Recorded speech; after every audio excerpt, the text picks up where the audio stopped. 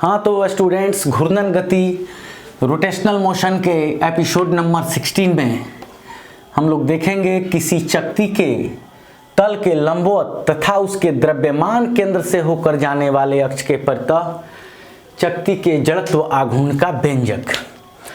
तो सबसे पहले हम लोग यहाँ एक चकती बना लेते हैं, ठीक है, और यहाँ इसका एक एक्सिस बना लेते हैं। एक्सिस जेड डैश ही हम आपको बता देते हैं।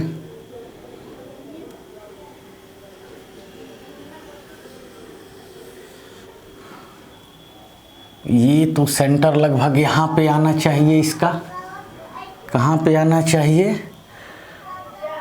तो यहाँ पे आना चाहिए। चलो, तो ये जो एक्सिस है, ये कौन सा एक्सिस हो गया, तो ये एक्सिस जेड डैश हो गया। इसका सेंटर ओ हो गया, जेड डैश। यानी आप यहाँ पे देख सकते हैं कि ये जो है ये एक चकती है और इसका जो सेंटर है ये कौन से एक्सिस पे है, तो इस एक्सिस पे है, ऐसे। तो आप तो जानते हैं कि ये एक्स एक्सिस है और ये वाई एक्सिस है। देखो यहाँ पे ये जो डिस्क है वो एक्स वाई तल में है। ये एक्स है, ये एक्स है, ये वाई है और ये एक्स वाई तल में है और ये जेड एक्सिस के परितः घूर्णन गति कर रहा है, ठीक है, हाला नहीं। तो ये जो डिस्क है इस डिस्क के तल के लंबवत है और इसके द्रव्यमान केंद्र से होकर गुजरने वाला ये अक्ष है, यानी ऐसे। तो इस स्थिति में इसका रेडियस हम लोग जो है वो r मान लेते हैं, बड़ा R मान लेते हैं। तो सबसे पहले इसके बारे में आप कुछ लिख सकते हैं, इसको आप D मान सकते हैं डिस्क को।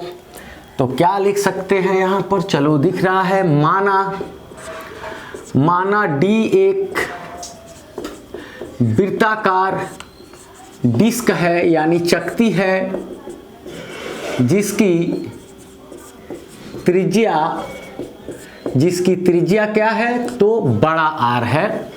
और हमें क्या करना है, तो हमें इसके तल के लंबवत,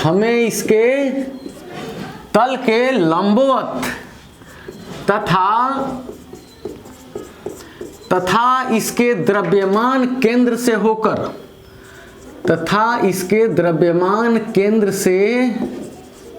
होकर गुजरने वाले अक्ष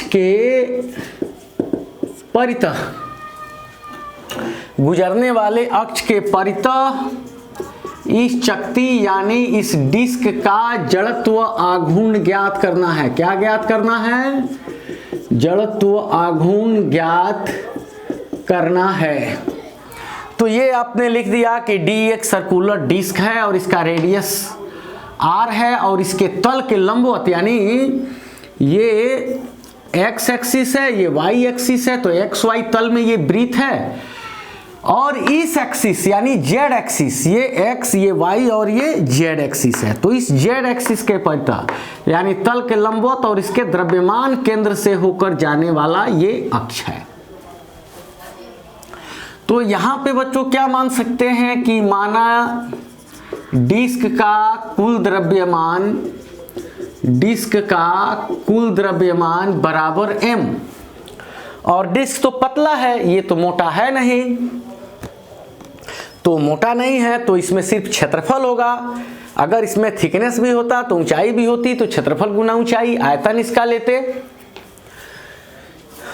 तो डिस्क का कुल द्रव्यमान m, तो इसके प्रति एकांक क्षेत्रफल का द्रव्यमान,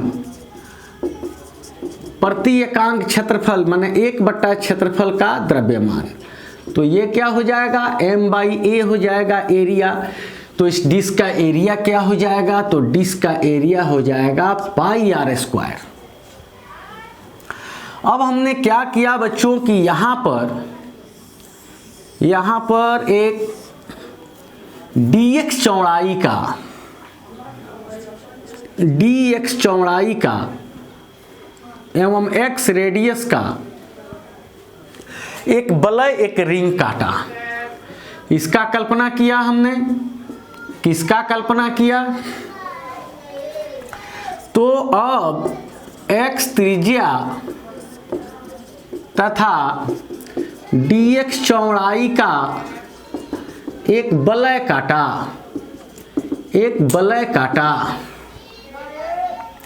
अब ये जो बच्चों वलय होगा इसका क्षेत्रफल कितना होगा, तो ये जो वलय है अब इसको आप यहां से काट दीजिए और इसको फैलाइए तो ये ऐसे हो जाएगा, ऐसे हो जाएगा। तो यहां से लेकर यहां तक क्या होगा, इसका परिधि यानी x है तो 2πx, इसकी लंबाई हो जाएगी 2πx परिधि के बराबर, और इसकी चौड़ाई जो है वो dx होगी। तो एरिया क्या होगा, लंबाई गुना चौड़ाई यानी 2πx dx। तो अब लिख सकते हैं कि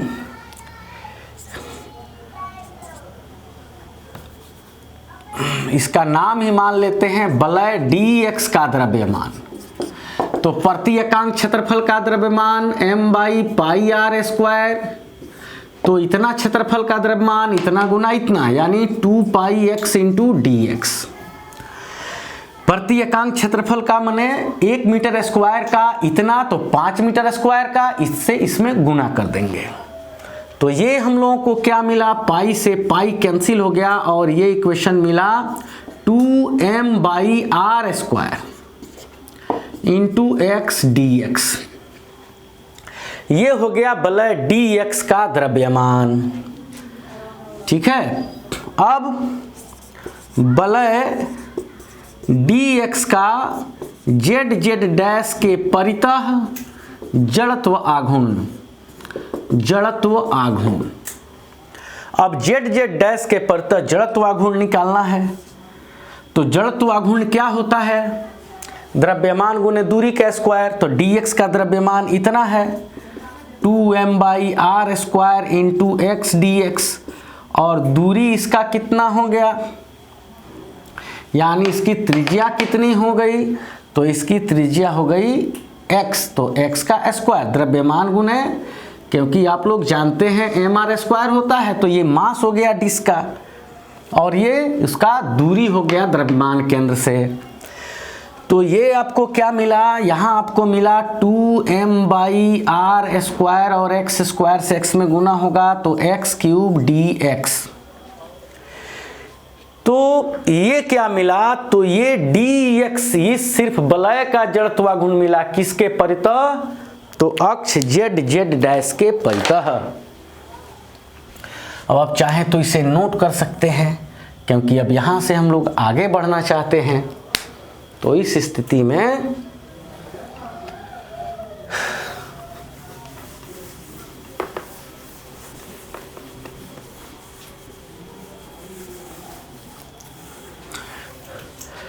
अब ये जो dx का जो मोमेंट ऑफ इनर्शिया निकला है, अब यहां निकाल सकते हैं आप पूरे डिस्क का जड़त्व आघूर्ण। तो पूरे डिस्क के जड़त्व आघूर्ण के लिए आपको इंटीग्रेशन करना होगा, और यहाँ 2m/r² x⁻³ dx। और ये जो डिस्क है वो छोटे छोटे वलय से शुरू होगा और 0 से शुरू होगा और r तक चला जाएगा, 0 से r तक। तो 0 से r तक इसका लिमिट दे दिया जाएगा। तो क्या होगा, इसी को कहा जाएगा Iz। तो यहाँ पर कांस्टेंट 2m/r² बाहर निकला और इंटीग्रेशन होगा x³ dx का 0 से r लिमिट के बीच में। तो ये हुआ 2m/r² और x 3 का हो जाएगा x का पावर 4/4 और इसका लिमिट 0 से r तक लग जाएगा। अब इसका काम तो खत्म हो गया। अब यहाँ 2m कांस्टेंट 4 को बाहर निकाल लिए, 4r² और x का पावर 4 0 से r तक। तो ये इक्वेशन निकला 2m/4r²। ऊपर वाले में से नीचे वाले लिमिट को घटाएंगे और जो पावर होगा वही पावर यहाँ पर अप्लाई होगा। अब यहाँ m/2r² हुआ और यहाँ पर r का पावर 4 हुआ, तो इससे ये 2 बार में कट जाएगा।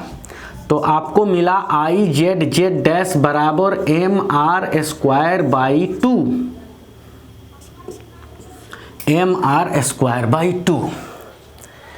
ये आपका डिस्क का जड़त्व आघूर्ण हो गया। इसको आप स्क्रीनशॉट ले सकते हैं क्योंकि इसमें अलग अलग कंडीशन भी आ सकते हैं। ठीक है बच्चों, तो क्या अब इसे मिटा दिया जाए? अवश्य मिटा दिया जाए, क्योंकि आप इसको रोक करके आप इसको नोट कर सकते हैं।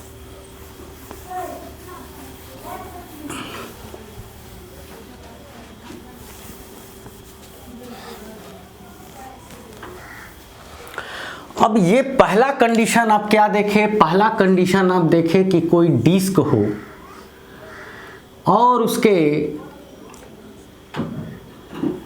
डिस्क को आप ऐसे भी यहाँ से ये ऐसे भी बना सकते हैं इसमें।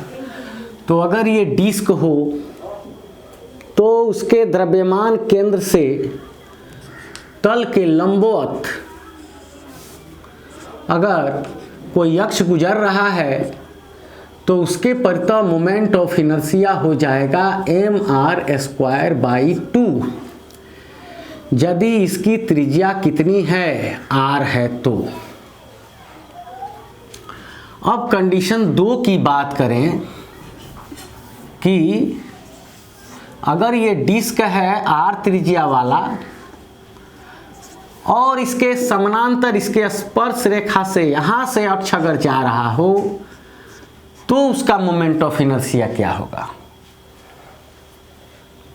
तो कंडीशन सेकेंड में क्या लिख सकते हैं कि वृत्त के सतह के स्पर्शीय, या कह सकते हैं कि डिस्क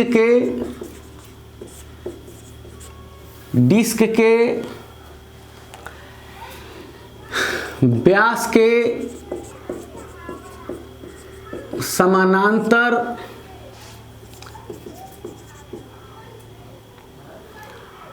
स्पर्श रेखीय अक्ष के परितः, यानी हम यहाँ चर्चा कर रहे हैं कि ये जो है ये तो सेंटर ऑफ मास से होके जा रहा है। ये वाला जो एक्सिस होगा इसके अराउंड इसका मोमेंट ऑफ इनर्शिया कितना होगा?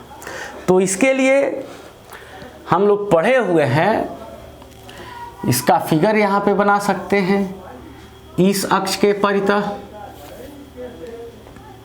ठीक है, तो उसके परितः के लिए हम लोग क्या कर सकते हैं? अब देखो, ये तो सेंटर ऑफ मास से होकर जाने वाला अक्ष है और ये क्या है? उसके समानांतर अक्ष है। कितनी दूरी पर? तो उसके त्रिज्या जितनी दूरी पर ये जुड़ा हुआ है। तो हम लोग समानांतर अक्षों के प्रमेय से क्या पढ़े हैं? ठीक है, और यहां सेंटर ऑफ मास से होकर जाने वाला z मान लेते हैं और ये y मान लेते हैं। ठीक है, तो उसके परितः क्या होगा? समानांतर अक्षों के प्रमेय से, समानांतर अक्षों के प्रमेय से, तो समानांतर अक्षों के प्रमेय से हम लोग पढ़े हुए हैं I y equal to ICM plus MH²। तो I y equal to centre of mass से होकर जाने वाला कितना है? तो mr²/2 है प्लस m है और एच स्क्वायर, एच यानी यहाँ से यहाँ की दूरी रेडियस के ही बराबर है, तो एम आर स्क्वायर। तो इसका एलसीएम 2 हो गया और ये M R square plus 2mr square, तो ये क्या हो गया 3mr स्क्वायर बाई 2। तो ये मोमेंट ऑफ इनर्शिया किस अक्ष के परितः हुआ, तो किसी डिस्क के तल के लंबवत उसके द्रव्यमान केंद्र से होकर गुजरने वाले अक्ष के समानांतर अक्ष के परितः। ये डिस्क के द्रव्यमान केंद्र से होकर गुजरने वाला अक्ष जेड जेड डैश है और ये उसके समानांतर का अक्ष है। इसके परितः हम लोगों को मिला क्या, तो 3mr स्क्वायर बाई 2। तो इसको भी आप नोट कर सकते हैं। तो यहां हम लोग लिख सकते हैं क्या, I y Y dash equal to 3mr square by 2। और एक तीसरा कंडीशन आ सकता है कि ये जो डिस्क है आर रेडियस का, इसके व्यास के परितः यानी इस एक्सिस या इस एक्सिस के परितः, इसको आप एक्स एक्स डैश और इसको वाई वाई डैश मान सकते हैं। यानी ये अक्ष किस अक्ष की बात हो रही है, तो ये अक्ष यहां से निकाल दिए, ऐसे अक्ष जा रहा है ऐसे, और ये वस्तु ऐसे ऐसे घूर्णन गति कर रही है इस अक्ष के परितः। तो ये X x dash Y Y dash ये व्यास ही है, तो दोनों का जो मोमेंट ऑफ इनर्शिया होगा वो समान ही होगा। तो एक कंडीशन 2 को आप नोट कर सकते हैं। तो हम कंडीशन 3 के लिए अप्लाई करते, 16 मिनट 50 सेकेंड। चलिए, तो इसका तो यहां है, इसका यहां है और इसका निकालना है हम लोगों को।